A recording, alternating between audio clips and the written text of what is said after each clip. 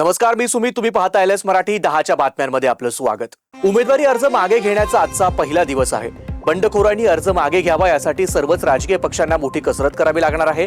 अर्ज छाननी प्रक्रिया काल पूर्ण झाली आहे. आता आजपासून उमेदवारांना अर्ज मागे घेता येणार आहे. त्यामुळे कोणाचे अर्ज कायम ठेवले जातात आणि कोण निवडणुकीच्या रिंगणात माघार घेतय हे बघणं महत्त्वाचं ठरेल. नववर्षाच्या अनुषंगानं सोलापुरात संभाजी ब्रिगेडच्या वतीनं दारू नाही दूध पिया हा अनोखा उपक्रम राबवण्यात आलाय. सोबतच बंदोबस्तावरील पोलिसांना देखील पुष्पगुच्छ देण्यात आले.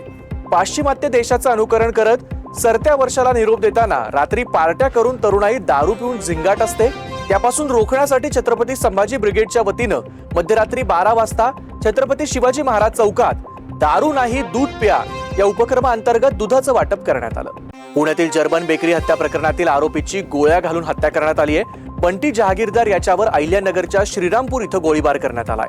जर्मन बेकरी साखळी बॉम्बस्फोटातील आरोपींना मदत केल्याचा बंटी जहागीरदार याच्यावर आरोप होता. तो 2023 पासून जामिनावर बाहेर होता.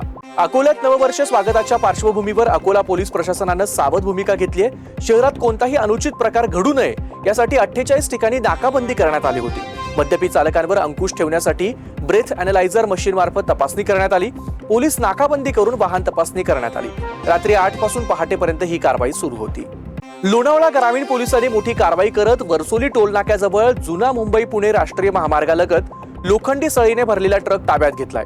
या ट्रक चालकाकडे कोणतेही अधिकृत बिल किंवा मालाची कागदपत्र नसल्यानं अंदाजे 13,60,000 रुपयांचा माल जप्त करण्यात आलाय.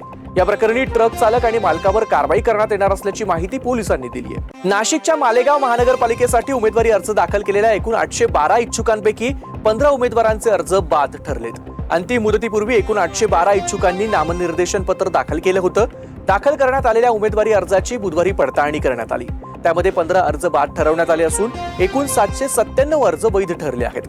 बाद अर्जाच्या संदर्भात निर्माण झालेल्या अडचणींमुळे पुनर्पडताळणीचं काम रात्री उशिरापर्यंत सुरू होतं. मावळ तालुका पर्यटन नगरी म्हणून ओळखला जातो. निसर्ग संपन्न वातावरण, हिरवाई आणि जगप्रसिद्ध पर्यटन स्थळांमुळे नववर्षाचं स्वागत करण्यासाठी मावळ तालुक्याला पर्यटकांची विशेष पसंती असते. लोणावळा, पवना धरण, खंडाळा, तुंग किल्ला, तिकोना किल्ला, लोहगड किल्ला आणि विसापूर किल्ला अशा ठिकाणी पर्यटकांनी मोठ्या प्रमाणावर गर्दी केली होती. पर्यटकांनी डीजेच्या तालावर नववर्षाचं स्वागत केलं. सांगलीचे माजी महापौर मनुद्दीन बागवान यांना मोठा दिलासा मिळालाय. भाजपच्या पदाधिकाऱ्यांनी माजी महापौरांच्या अर्जावर आक्षेप घेतला होता, मात्र निवडणूक अधिकाऱ्यांनी आक्षेप फेटाळून लावला. त्यामुळे बागवान यांच्यासाठी हा दिलासा मानला गेला. त्यानंतर बागवान यांच्या समर्थकांकडून जल्लोष करण्यात आला.